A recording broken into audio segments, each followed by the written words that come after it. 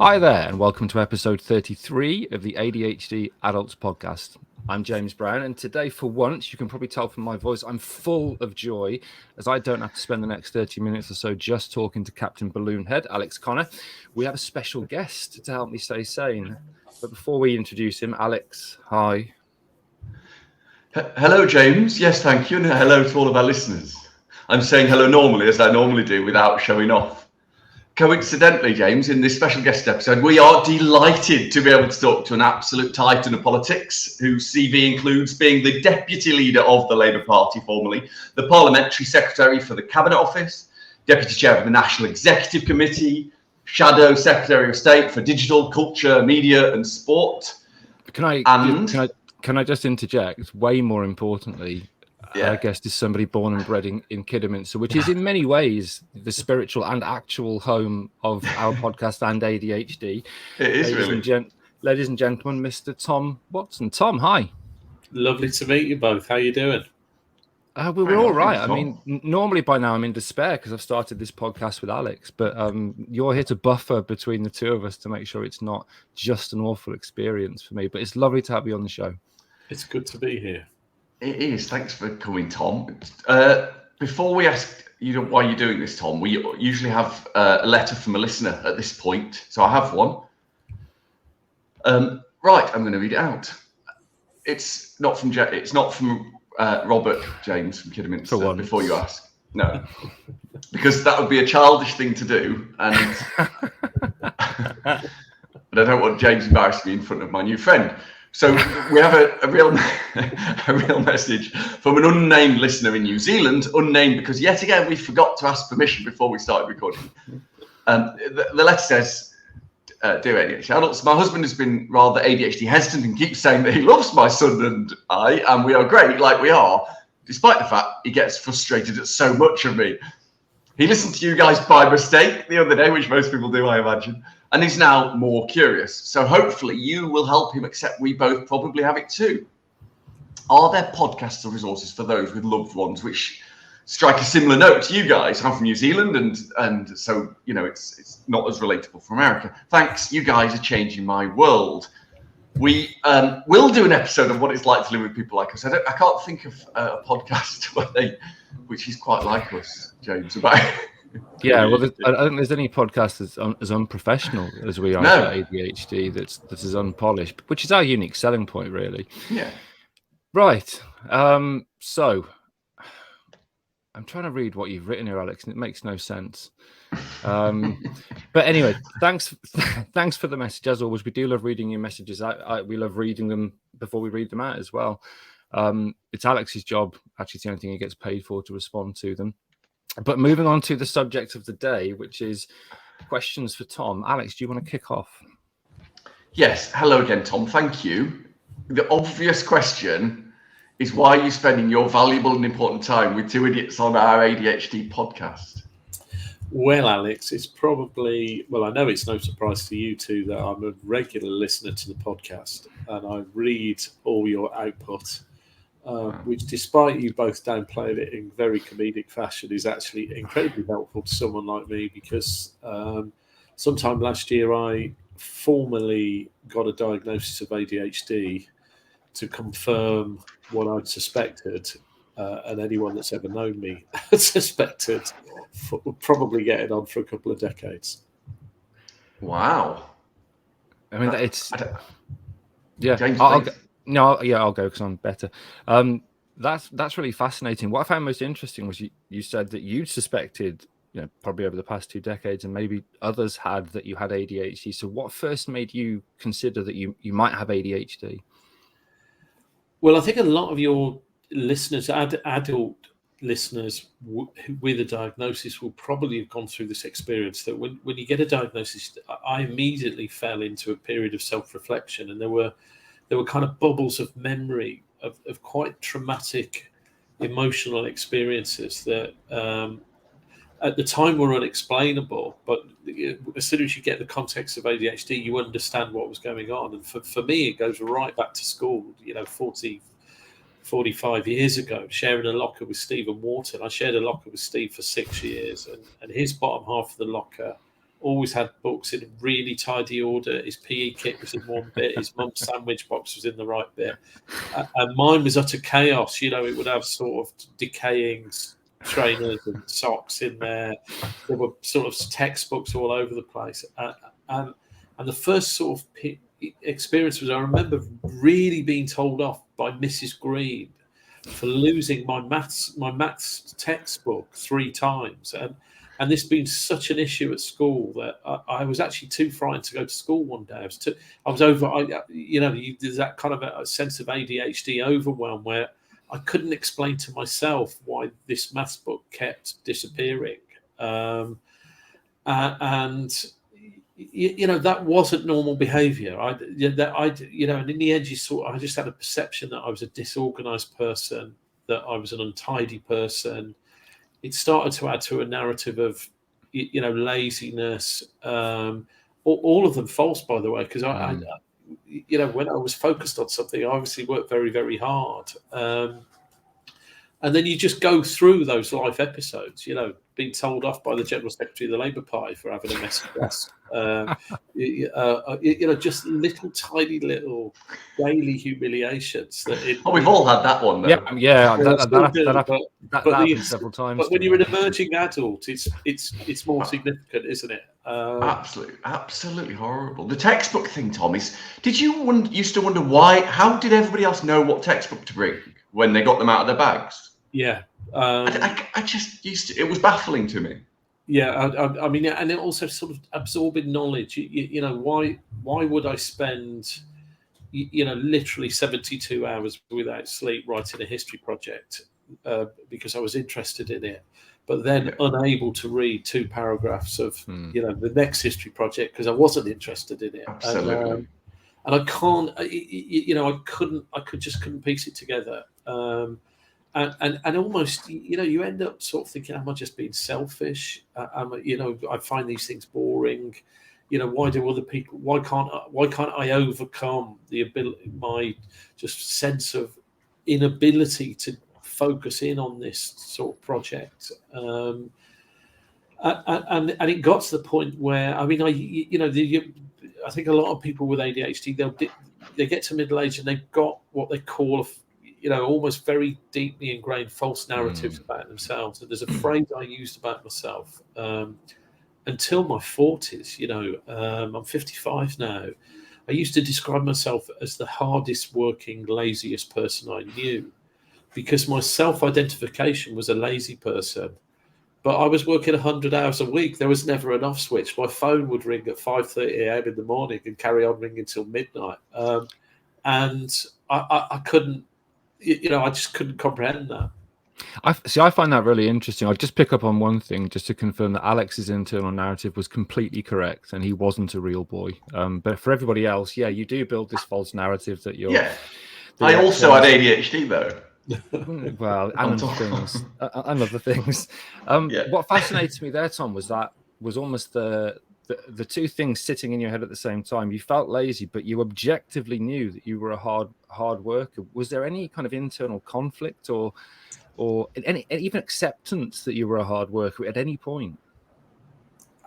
I sometimes would argue with my inner voice would argue with myself, and I'd sort of try and contradict that deeply ingrained sense of, it was a sense of inadequacy, really, and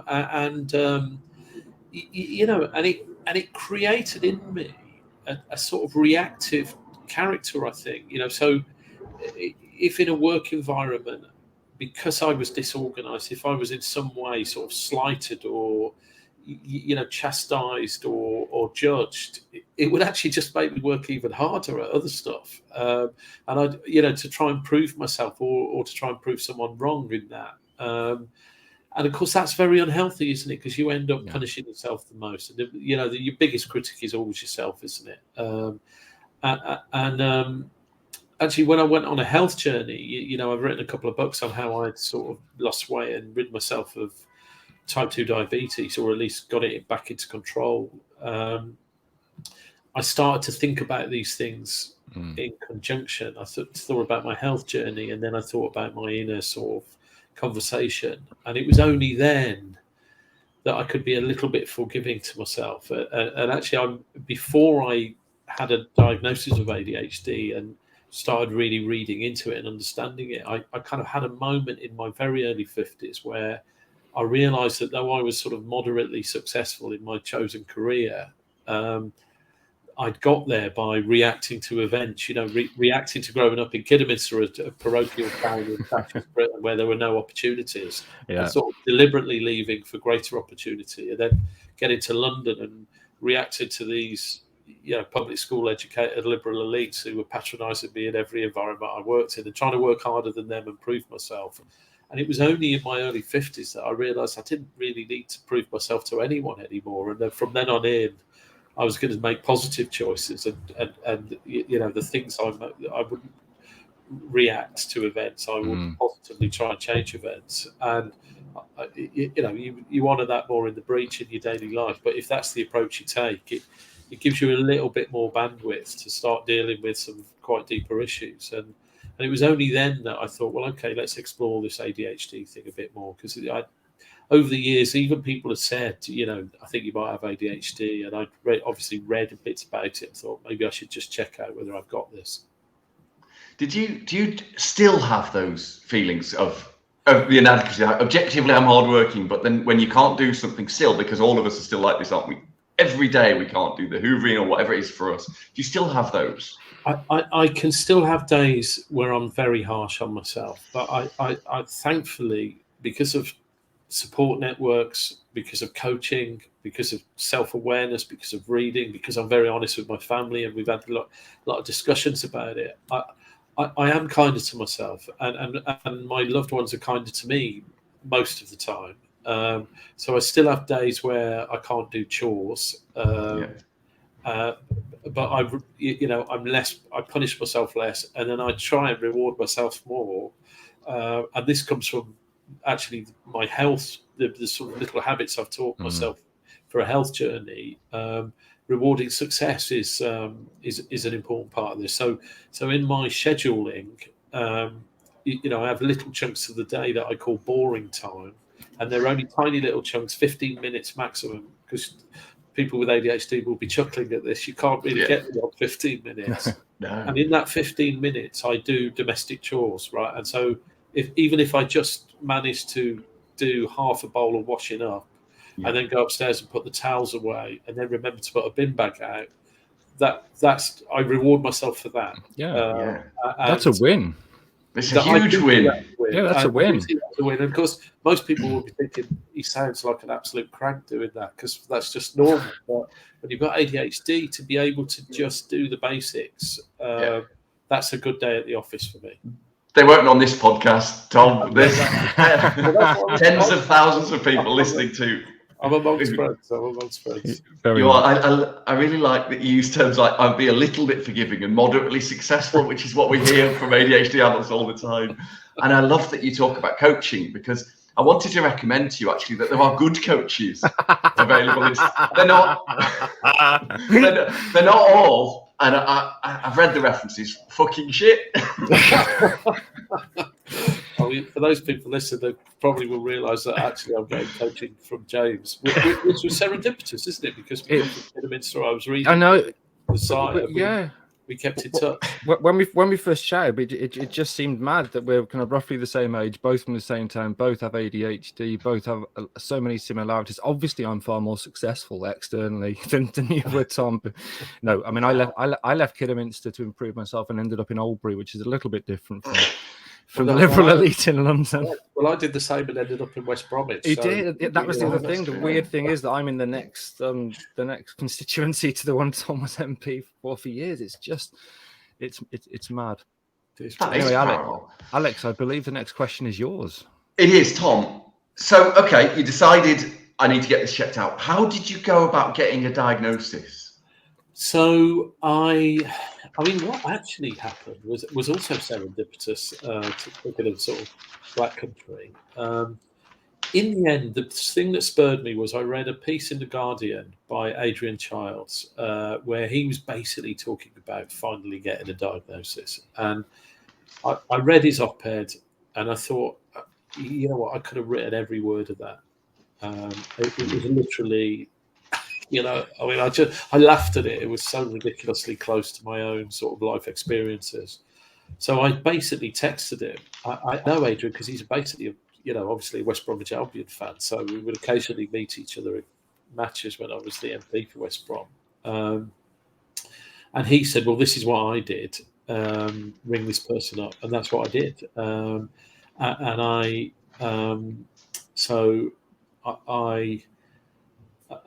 mean, I probably just out of support for the people that I actually rang, they might not want me to use their name, but I rang someone who gave support to people with ADHD. She referred me to someone that could give me a diagnosis, and I paid a bit of money for it. But I now know there's different ways to do it. Well, first of all, I now know that if you want to do it on the NHS, sometimes you've got to wait for 5 years, and that's just a nightmare. Yeah. That you've got right to choose. That there's a site called Psychiatry UK that could obviously fast track that.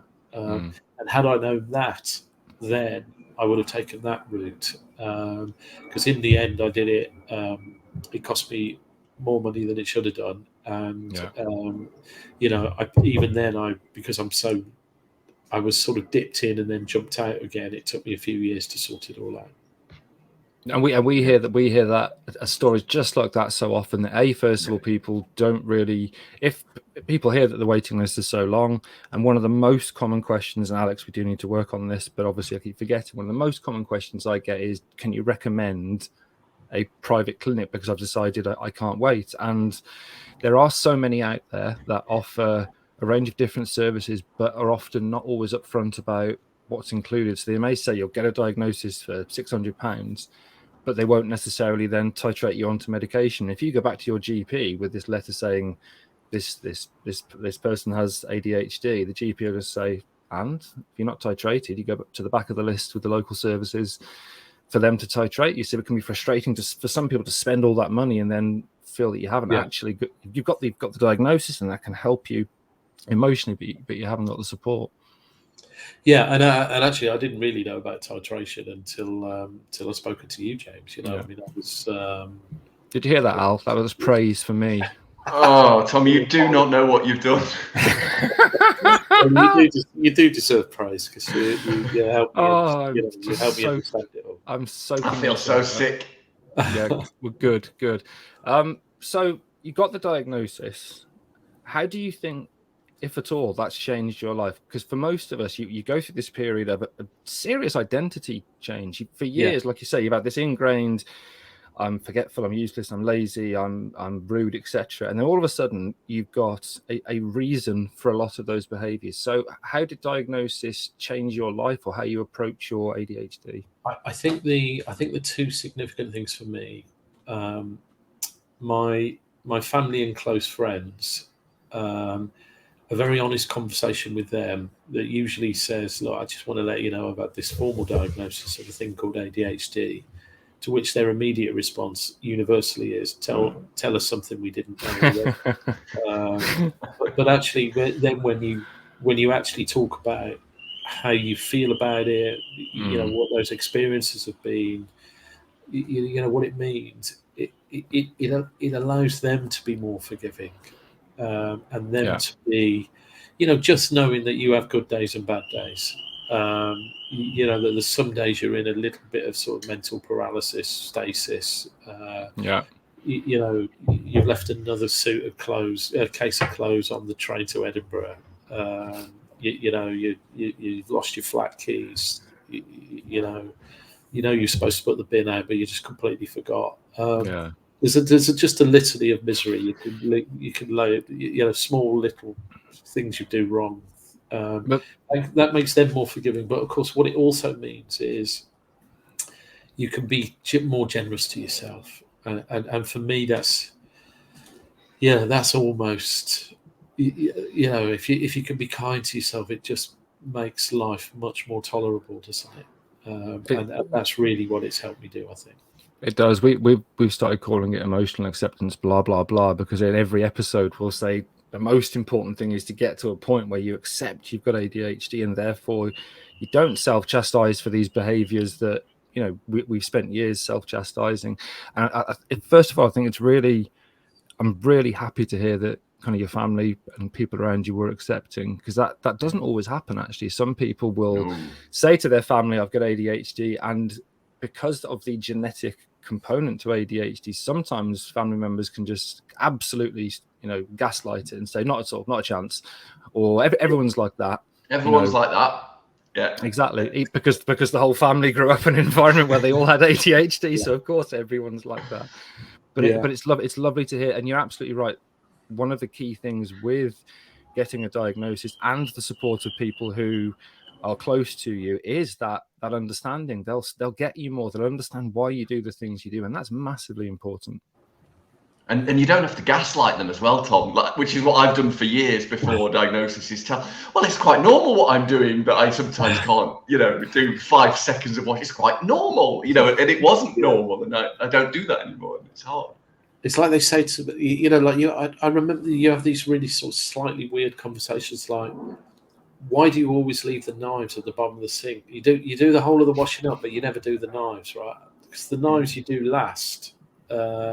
And if the phone rings halfway through doing the washing up, 3 hours later you've forgotten what you were doing, and they get home. All those little unexplainable things. They kind of just get it a little bit more. I think I said to you the other day when we were chatting, because Tom and I chat, we're genuine friends, unlike you.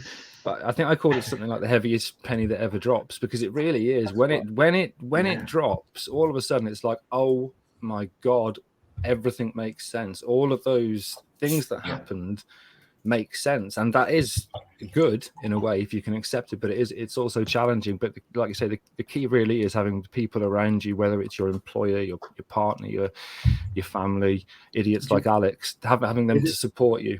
And there are the heaviest penny that ever dropped. The weirdest thing for me, in my 20s, I used to think that I might have a wedding phobia because there were 5 or 6, like you get to... We both have as well. Where your sort of friends start getting married. So I was invited to a whole series of very close friends' weddings, the full day, the lunch, the afternoon bit. And because in your 20s, you're busy, you're doing things, you've got an active social life. I basically never got myself to these weddings on the day. Like I woke up late, I got the wrong train, I couldn't find my car key. And this happened on sort of 4 or 5 occasions on the bike where I missed everyone's weddings, which causes huge offence to the people you care about.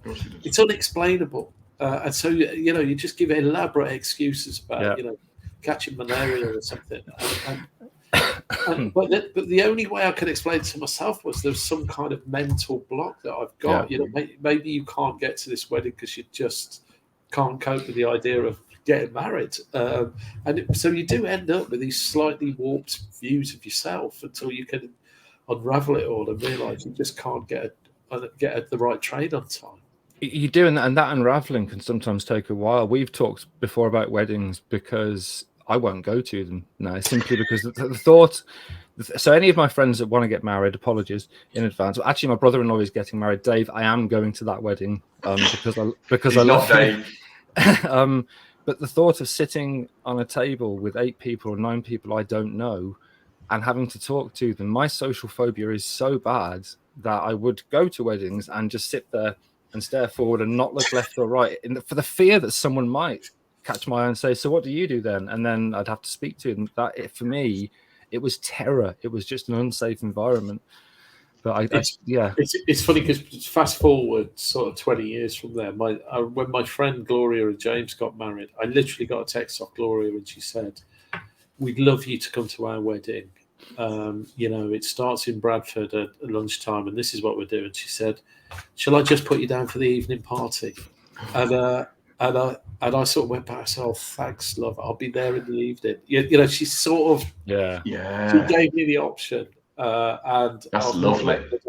And in one sense, that's your friend's understanding you. In another, it's like a deep indictment of your own ability to sort yourself out. But it is, isn't it? And most of us with ADHD would take the second view and think it's a deep indictment, rather than there's somebody they understand and they're being accepting. It's so easy to focus on the negative. I believe, Alex, the next question is yours.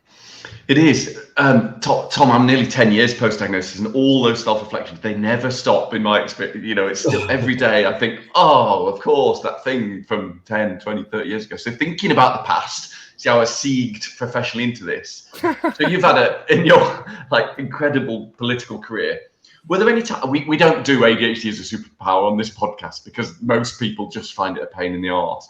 Yeah. But can you think of any times when your ADHD, the fact that you had it, guided what you did, even though obviously you didn't know you had it? It's funny, Alex. I'm still working through that. There are.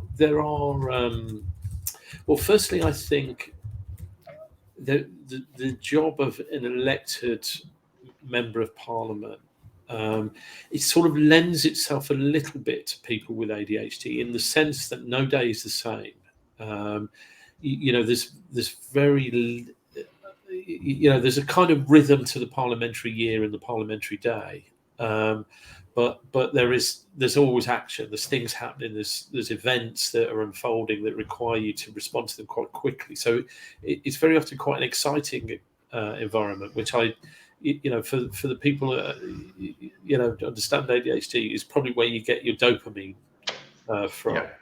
But actually, probably more for me, it meant that when there was a sort of an issue or a policy area or a piece of legislation that had my interest and my focus, it meant that I could really drill down into detail. And I guess that the experience for me, which was good and bad, was the phone hacking scandal in 2010, about 12 years ago, where there was a vast amount of data and information and a lot of connections that needed to be made, and that kind of sense of hyperfocus where everything was blocked out.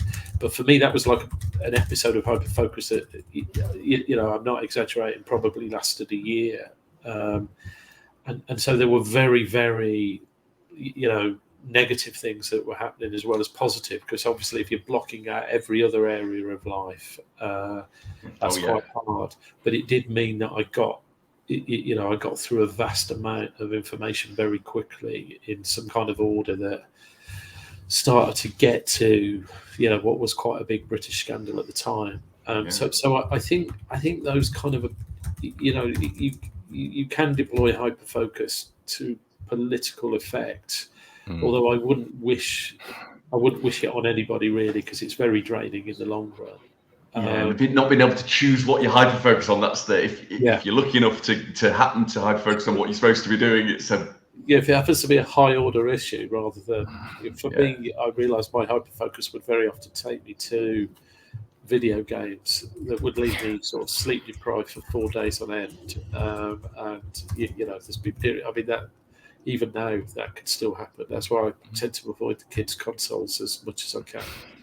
I have an addiction to them that I've been cold turkey for about 3 years. It's very, very horrible and difficult. Anything, Candy Crush. I was about to say we talked about this before, but you don't play good games, do you? Well, it's probably online chess, isn't it? And I did genuinely can't go near it.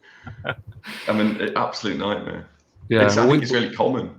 We impulse bought 2 Oculus headsets, which we now haven't used, obviously, for the last 6 months, because we thought they'd be amazing. We can both use them. We both used them once. I haven't really used them since. But the hyperfocus thing is something, and the reason people often see it as a superpower is if you can hyperfocus on the thing that's your job or your passion, like music or work, then brilliant. But there always is a cost, whether it's lack of self-care, whether it's ignoring your partner, whether it's your physical health. So even if it is for some a superpower, it does come with negatives. I think the cost is always relationships, because people, it's always relationships. Those people around you, they cannot understand it. It's like they're talking to you. It's almost like I'm watching a movie when I'm describing this. Areas where you're in the room, there are people you care about. They're having very serious conversations with you. They're trying to get your attention. They're looking you in the eye, and you're literally pinching yourself because your inner voice is focusing on work, and you cannot give them the attention they deserve in that moment. And that's a very painful thing. It's very painful. It is. There's a lot that I feel shame about, but even now, when I hyperfocus largely on this work that we're doing with the charity and with the podcast, and Mrs. ADHD is struggling as she does, as somebody who's waiting for a diagnosis of ADHD and is perimenopausal, that I can sit there and spend hours doing this stuff while she's clearly upset and I've not even noticed it. I remember the trousers story when I lost my suit trousers at Aston University. Still haven't found them, never turned up, and had to go down to the Houses of Parliament. And Sam had been amazing in supporting me and getting me on that train. We got on the train and she was obviously flustered. And the first thing I did was write a 7-tweet thread on what had just happened. So I spent 20 minutes crafting this thread because I thought it was really important while my really anxious and stressed out wife was sat next to me and I didn't even know she was there. And then when I clicked send, I looked at it and thought, oh yeah, I should have probably said thank you for getting me on here and sorry for putting you through all of that. But I was just so hyper-focused and got to write this thread because it's really funny. And cannot comprehend why she stays with you, James.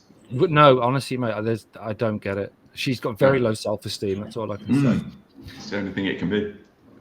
Fab. Right. So the next question, we've taken a little bit of inspiration from our friends over at ADHD as females, Laura and Dawn, because they've recently asked us on their podcast, do you think ADHD has cost you anything? So when you think back to your life, what could ADHD have cost you? Yeah, well, it cost me a classic university education.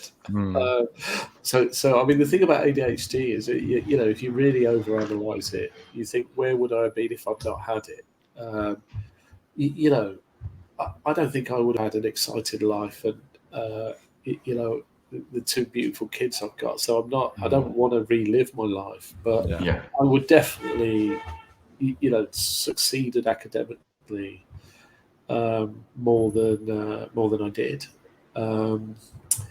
I would. I mean, there's always a cost on relationships, and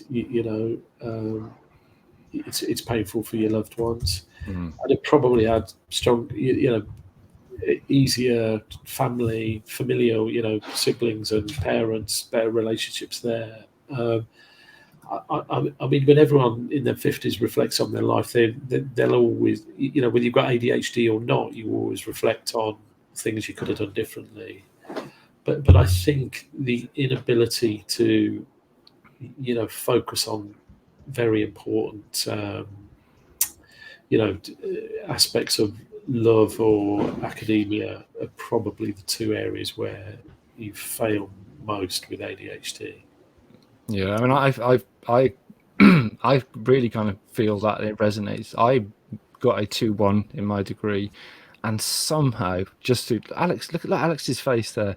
Alex, who proudly has his first class degree certificate from Birmingham University. Used to be up on his office wall. I don't even know where my PhD certificate is because somehow I managed to stumble into getting a PhD, but it was just being in the right place at the right time. But the relationship thing. But that's not actually true, is it? I mean, it's like the flip side of this is you don't stumble into a PhD. You work really hard and are probably really flipping more troubled by it because you'd have lost the primary notes and you'd have lost the audio recording of the person you were interviewing or whatever you would do. It was much harder to get there, but you'd managed to overcome those things. So you're punishing yourself too much there. I know. That's it. And he does. I don't like to say something honest and nice about James, but he does. I mean, it's easy to do that. But we both, you have to hyper-focus on winning if you're doing a PhD with ADHD. And there's tremendous personal cost to that because the actual day-to-day isn't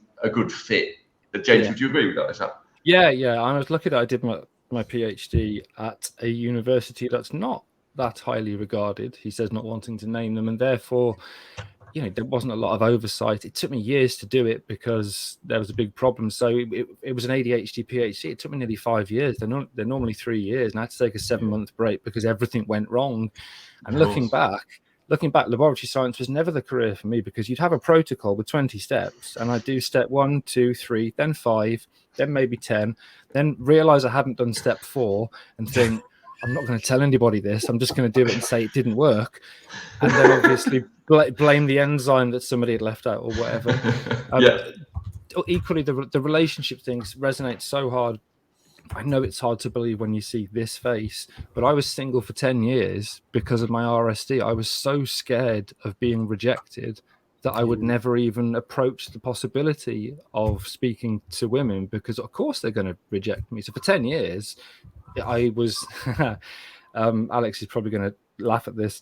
By my own choice, I was celibate. I just decided. Second choice, to be fair, but still. Yes, it was. Yeah, second choice. No, but I didn't want to engage because everyone's going to reject me. So I'll get in there first and I'll reject them by just not speaking to them. So listen, I've ended, as you said, I wouldn't want to go back and relive my life because I am massively punching with Mrs. ADHD, and she's just incredible for me. So it's led me to where I need to be.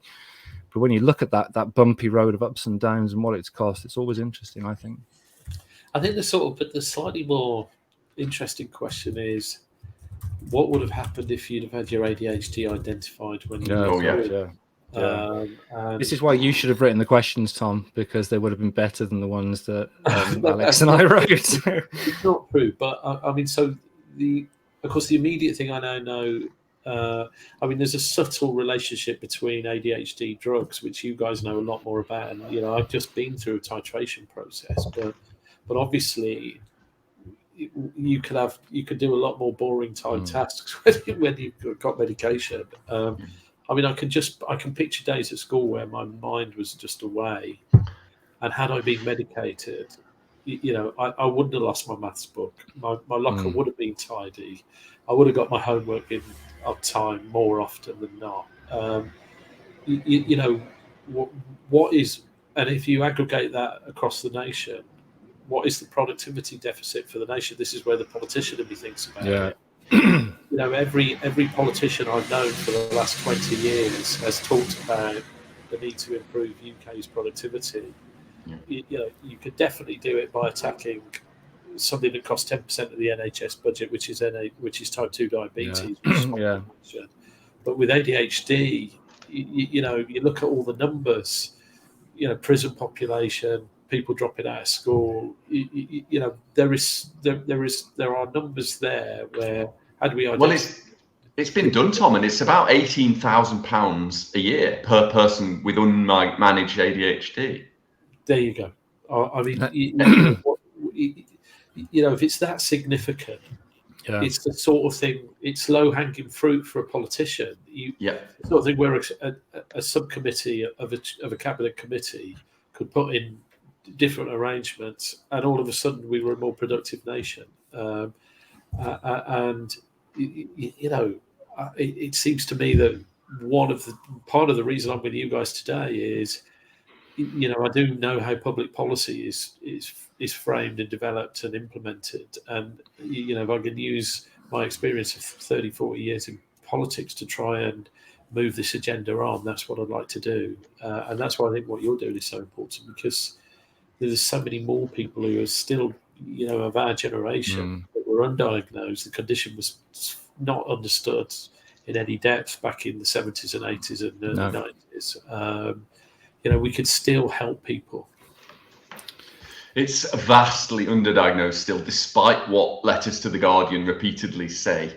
That moves on nicely, actually, Tom, to the question which you pretty much answered, but I wonder if there's anything you could add, which is, because of your background in policy and change and so on, and because ADHD is clearly something all three of us are very interested in and guided by, what would you like to see changed then about ADHD in adults in the UK, or how could we go about changing it, maybe? Well, I certainly think, given what medication and support can do to make an adult, a more productive member of society, or just a happier person to work with, to live with, to share a community with. Someone who's actually more focused on doing more things more often. The easy thing is to get rid of the backlog, make sure that people are given an early diagnosis should they want it. There's a whole framework you put behind that. How do GPs identify it? How do you put support networks in place? I certainly think this. There's always a debate. I read a lot of articles with very concerned people saying, we shouldn't medicate kids in school. Well, I can tell you now for one, right? You don't have to give me the evidence base. If you'd given me Ritalin when I was 12 years old, my life would have been considerably easier than it actually was. And so I think sort of, while schools are much better at supporting kids and identifying kids now, there's still work to be done there. And actually, because of some of the work that you two have done, the numbers, if you look at the prison population and the number of people with sort of probably with ADHD in prison, and then you look at literacy rates of people in prison, I think there's work you could do there. And the honest truth is, that would be a very easy thing to fix with what is a limited, what wouldn't be a great extension to the public purse, I suspect. If it's going to be directly financially beneficial in the relatively short term. It is. So, just quickly, he says, forgetting where he is in the script. Tom, can you believe it? I know, yeah. In the loosest possible use of the term script. Yeah. So you've kind of agreed to be a trustee of our charity. So the question is, are you mad? No, but I hope I can hyper-focus on it. It's really useful to you. Because I think it's important. I think, I'm so grateful for the support you've given me personally, James, to just help me understand my condition. So I'll just answer all those questions that you inevitably have. If we could scale that, and just help people in their 40s and 50s who are thinking about whether they've got this condition or have recently been diagnosed, then it at an aggregate scale we'll just end up being kinder to each other, and that's got to be a good thing, hasn't it? So I'd love to help the charity, and whatever way I can, I'm going to give my time to it, and I hope we can grow it and increase understanding and help signpost people to get the support that they deserve.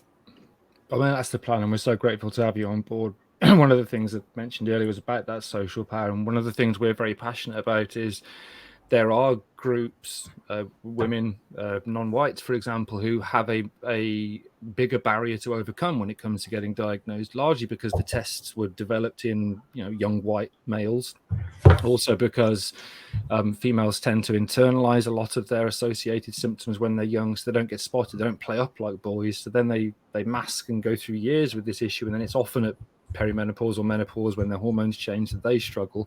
And it's the same for people of color. The system isn't necessarily set up to assess, detect and support them, and I think if we can use our social power to help those groups, that would be incredible. I think it was you that told me, James, that in young people, diagnosis is either 2-1 or 4-1, boys to girls. 9 to 1. Yeah. Some people say 6, some people say 9. It's huge, though. Yeah. But in adults, it's 1-1. So there's a lot of young girls slipping through the system very early, isn't it? Absolutely. And I've got the inattentive bit of ADHD, and I would imagine that's harder to identify. It is. Or actually easier to ignore if you're a teacher. If you've got a kid wildly out of control who can't sit on the chair, rather than a child staring out of the window, which I used to do a lot of,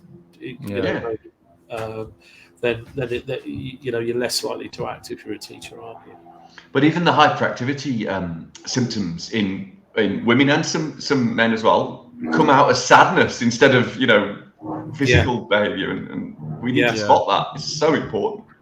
Yeah, and do you think that's do you think, because I remember doing the standard questions. Do you think the framing of the questions needs to change so that you're a little bit, there's more subtlety to the questioning, and because you're right, I could see where it wouldn't elicit an explanation of what's going on. Yeah. So the first thing I'd say is that one of the things we talked about before is that people with ADHD have poor metacognition. That means we're not good at thinking about thinking. So the typical self-report scales that we all do before we go to the doctor and then we do through titration, you can literally give a different answer on Monday to Tuesday. Because if you think, well, hang on a minute, am I often driven by a motor? Yes, I am. But then the next day you might think, I don't know, am I? Maybe someday. Compared to who? Exactly. So, and this is the thing, isn't it? It's a little bit like when you go to any doctor and they ask you, where's your pain from 1 to 10? Now, for me, 10 is a bear eating you or being dipped in a vat of acid. It's not. Yeah. My back's sore. But many people will say, oh, it's 10 today. Whereas I'll say, well, it's maybe a 6. It's very bad, but it's not being eaten by a bear. And it's a little bit like that. You're given these boxes to tick in. You think, well, is it all the time? Is it often? Is it sometimes? And it's the same with the diagnostic interviews. As I mentioned, I didn't fill in 2 of my sections. I couldn't be asked. I was just about to say that. He put James put not applicable to 2 things that are fully, because he got bored, right? Yeah, unbelievable. And I even put in the form as well. I've walked away from this form 5 times in the last 10 minutes and had to come back because it's so boring writing it. And this, because there's no objective test. There are tests. There's something called a QB check, which can be used in children. In adults, diagnostically, it's not maybe useful. It might be useful in titration. So it's an objective test of your attention. And what we really need long term is to have more really objective measures, because this is one of the reasons, or one of the vehicles we can use to then quieten, he says very gently, the people that say ADHD isn't real. Those people that kind of think, no, it's just, we all do it, and we're all jumping on a bandwagon. The day that there is a diagnostic test which can be applied is a big middle finger up to those people that say ADHD isn't real. Yeah, the idea that it isn't. If you've got ADHD, but that's it. Anyone with lived experience of it will tell you it's real. Alex, I think you have the next and final question. I like that you're triaging me into my questions. It's good. We should always do that. Thank you. Just to ask Tom, really, is there anything that's upcoming for you that you'd like to tell us about? Anything recent or interesting? Well, I basically think you guys should write a book on adult ADHD, and I've got a book coming out on my health journey. I've published 3 books now. The last one was a political thriller. The one before that was a book called Downsizing, which told the story of how I lost 8 stone, increased my cognition, reversed diabetes, and basically had started living a meaningful life again. And I had so many letters and emails about it that I've written an update to it, which is more of a blueprint of how I did it and giving people ideas. What's it called, Tom? It's a rod for my back. It's called Lose Weight for Life. Okay. Interesting. When you're 55 and you've put a bit of weight on in lockdown 3, you should be eating cheese. It's that's terrifying in itself. But I mean, it's the idea that actually, when it's the same with ADHD, it's always the journey, not the destination. And you've got to realise that if you are going to be trying to lead a healthy lifestyle, you are losing weight for life. You're going to put a bit on, but you've got to find routines and ways of getting back on track. And that's coming out in 2 weeks. So it's a very good motivator to get back in the gym after a lockdown. So that I've been in the gym 3 times a week for the last 6 months to try and pull a few pounds off and get back on track. And that's, when that's out of the way, that'll be a great relief to me. Thank you. Brilliant. It's on our list, isn't it, James? The book we have started. Have we? Yeah, this is the chapter list you're supposed to go through. It's on the agenda. Oh, Tom, we have a meeting. Yeah, he barely attends. But the title should be The Heaviest Penny That Ever Dropped. You should definitely call it that. And it's important because I think your story and the story of the people that you pulled together in the group, it'll resonate with so many people, you know, and people's personal testimonies will help people start their own journey, I think. Brilliant. Thank you so much for sharing that. We've just got time, to Alex's dismay. We can't do this. Yes, we can. To play a quick game of what's James lost, forgotten, or mislaid this week. And what we're going to do is I'm going to pit you against each other. So I'm going to give you, there's 3 questions, and whoever gets the closest number wins. And because there's 3 questions, there can only be one winner. And I said to Tom earlier, Alex, Tom is playing for the people, because I think the people want you to fail at this game slightly. So question 1, and Tom gets to answer first for this question. You'll get to answer first for the second one. We all know that making a cup of tea is my kryptonite. Now, on Thursday last week, how many attempts did it take me to make? And this is and it's the highest number that day. But how many attempts did it take me to make and drink 1 cup of tea? Tom, go first. Okay, it's got to be a high figure, so I'm going to say 11. Oh, I'm gonna go 5. 11 and 5. Yeah, I don't think James can count past 5. So no, see, this is Alex's approach. Is always base it in an insult. Well, the answer was 9. So Tom wins round 1. So that's 1-0 to Tom. Second question. I hate this game. Alex gets to answer first. I lost a pair of glasses within 30 seconds of entering the house 2 weeks ago. Still haven't found them. How many pairs of glasses have I had to buy in the past 12 months alone due to losing glasses? Alex first. 5. 5. And Tom? 4. The answer's 7. So Alex wins that point. Yes. Come on. Gutted. Right. Okay. So that's final question. That's a big ADHD tax there, Joe. Yeah, I know. It's terrible. It really is. I'm not joking. I walked into the house and I still don't know where I put them down. So final question. Tom gets to go first. This is the decider. A few months ago, I told Alex I'd cured my domestic anxiety and no longer needed to drink, etc., to get through an evening. The question is, how many days did this last? So how many days did I manage to cope without having a drink in the evening because I'd cured my domestic anxiety? Okay. 3. Tom's gone for 3. Alex? 1. The answer's 10. Ha! So Tom wins. Okay. Technically, I win. Well done, though, Joe. Yeah. I've got no faith in you, so that's why. You really haven't. So I thought 1 was an overestimate, James. Yeah, well done. So Tom wins, and therefore Alex doesn't get a point. So that means you've got 12 out of 23 or something else. So well done. And that wraps things up nicely. So I'd just like to say a huge thanks to Tom for coming on the podcast and for all the support and guidance he's given us over the past few months. This was episode 33 of the ADHD Adults podcast, where we got to exclusively talk. Talk exclusively, James. Only Captain Kirk splits the infinitives. Come on. Honestly.